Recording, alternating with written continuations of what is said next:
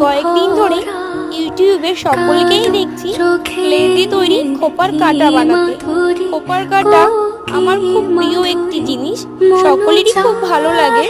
ছোটবেলায় দেখতাম মাকে এই খোপার কাটা খুব ব্যবহার করতে, সেই জন্য আমারও খুব ইচ্ছা হলো একটি খোপার কাটা বানানোর।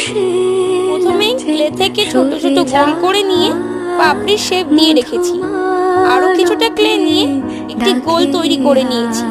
তারপর সেই গোলটির ওপর পাপড়িগুলো আঠার সাহায্যে লাগিয়ে নিয়েছি। তারপর গোলাপি কালারের অ্যাক্রিলিক কালার দিয়ে দুটো শেড তৈরি করে রেখেছি। তারপর সেই দুটিকেই পাপড়িগুলোর ওপর কালার করে নিচ্ছি। পুরোটা কমপ্লিট হয়ে যাওয়ার পর একটু নিজে ইউজ করেও দেখেছি। তোমাদের কেমন লাগলো এই মাধবীলতা ফুলের খোপার কাটাটি অবশ্যই জানাবে।